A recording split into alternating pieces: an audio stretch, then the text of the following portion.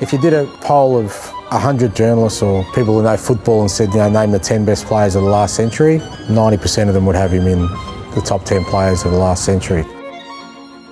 FIFA have named the best goal of the year after the Ferenc Puskas. He was larger than life, and literally was larger than life. He was a big man. I've no idea how we got Ferenc Puskas to South Melbourne. I'm looking forward to the documentary myself.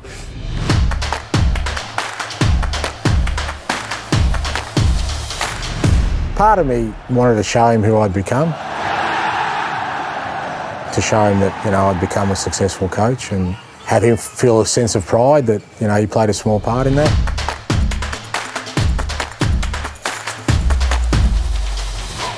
They were the days when flares were going off. They were the days when it was a little bit of racial tension, if you like.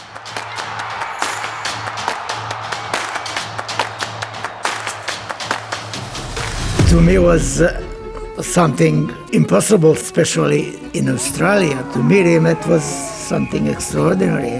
Certainly, Ferenc Puskas was not a fitness-driven guy. If it rained or we trained a bit too hard, Jimmo! Enough! Players were having a steak lunch 2 hours before the game. It's a little heavy, isn't it?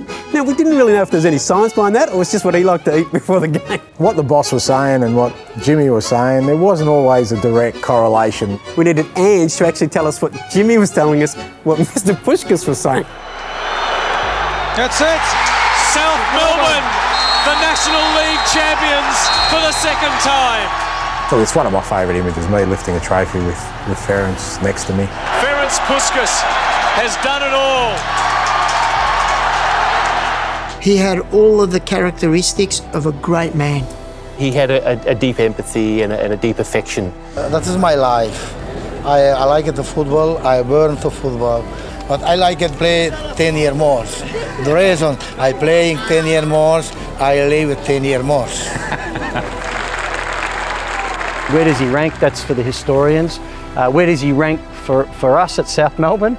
He's a king, and it was just a fantastic experience. It was magical, actually.